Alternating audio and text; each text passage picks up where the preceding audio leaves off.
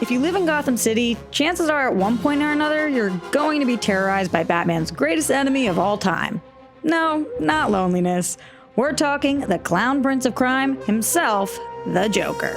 In Tim Burton's 1989 Batman, Jack Napier, aka the Joker, is less of an agent of chaos as he is a psychotic Picasso. I am the world's first fully functioning homicidal artist. So what would it look like if Jack's Joker had to stand trial in the real world for his crimes?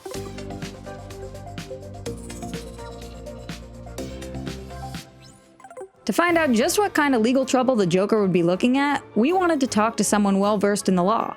We tried to reach out to former District Attorney Harvey Dent, but for some reason, he was unavailable.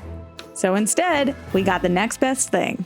My name is Doug Ridley. I'm a criminal defense attorney. I run my own law firm, and I started out my career as a prosecutor in the District Attorney's office. While Joker 89 does commit many serious crimes in the film, including theft and outright murder, we wanted to focus on one criminal activity that sets him apart from other versions of the character. This Joker knows how to bust a move, and priceless pieces of art, as he defaces the Gotham Museum art exhibit with his squad of goons while rocking out to the classic Prince soundtrack.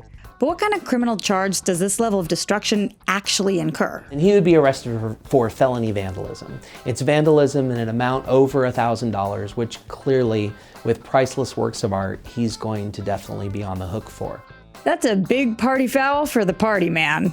While the Joker isn't very subtle about committing his acts of vandalism, it's unclear whether or not there are any cameras in place to catch him in the act, or if he would have disabled them ahead of time. While it may seem pretty obvious that he was still the culprit, this could end up working out to his advantage more than you'd think. What's interesting is whether or not the police end up having access to the same footage that we watched.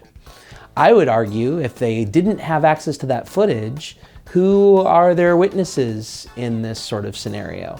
I think that just relying on the fact that a bunch of his buddies happened to have spray paint and vandalize the gallery there, as a defense attorney, I would argue maybe lack of evidence, lack of proof of who it was that was doing that. If all we had was the fact that Joker was here was written, as his defense attorney, you can bet I'm going to argue that we don't know who actually said that, because any of his well-intended henchmen could have been the person who wrote that. With so many co-conspirators involved in the vandalism, it's easy to think at least one of them would eventually be caught. So what would happen if one of them turned on Mr. J if it meant less jail time for them?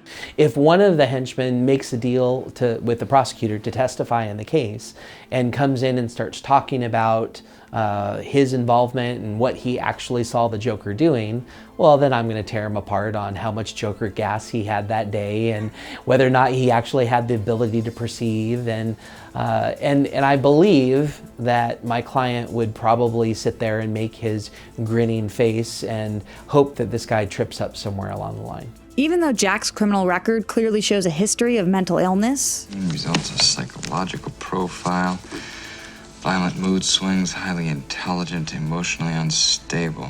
it may be harder for him to plead insanity than you'd think. I think that in the case of Jack Nicholson's Joker, he seems to be coming in knowing full well that he is destroying things and he knows that what he's doing is wrong. Jack Nicholson's Joker just wants to break stuff, knows fully well that it's wrong and embraces that wholeheartedly. So with his Joker, the intent element's pretty easy to prove. I think my only hope is maybe he wasn't the one that did it. While other versions of the Joker don makeup as a sort of war paint, this version of the Joker goes the opposite way, painting his bleached white skin to appear more flesh-like and human. Could this make him appear a bit more normal to a jury if he were to take the stand? I would want him to be as normal as possible. Specifically with Jack Nicholson's in Joker 89, I would put him in a business suit, I would have him have flesh-colored makeup, and I would want him to be as absolutely normal as possible. If my defense in the case is they can't really prove that it was Joker, then absolutely I'm going to keep him right next to me, looking sharp, next to his defense attorney who's doing all the work, because I would rely on the insufficiency of the evidence in order to get him a not guilty verdict. So I wouldn't want him to testify at all, I'd just be poking holes in their case. To date, there has never been a case of felony vandalism in the United States as severe as what the Joker does in this movie, so we don't have much to compare it to. That being said, it's safe to assume this high-profile trial would be the talk of Gotham for weeks. A trial for the vandalism charge would last for several weeks. When we look at the footage for that, every one of those people that were involved would potentially be called to the stand. Depending on whether or not all of his henchmen were co-defendants or whether we had worked out deals or something like that with some of them, potentially they might want to testify.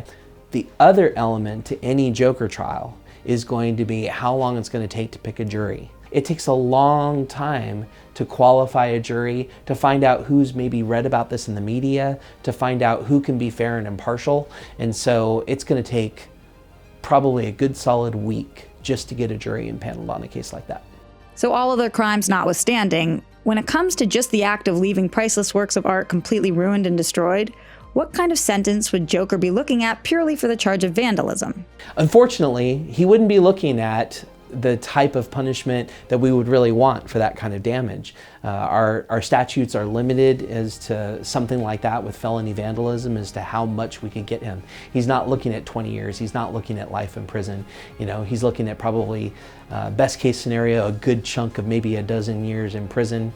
It's not a violent crime, it's a property crime. There are some special allegations that you can add to a case that up the punishment when the dollar amount is in the priceless, in the millions of dollars worth of damage to vandalism. It's really an unprecedented case from that perspective. Very rarely do we have millions and millions of dollars worth of vandalism that's done. At that point, what I would also do as a prosecutor is I would stack each one of those up individually to really try to maximize the amount of time that I had for him in prison.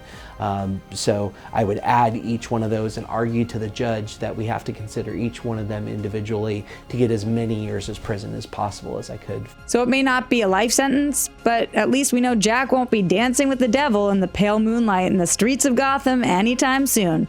Bummer. Those parades looked so fun.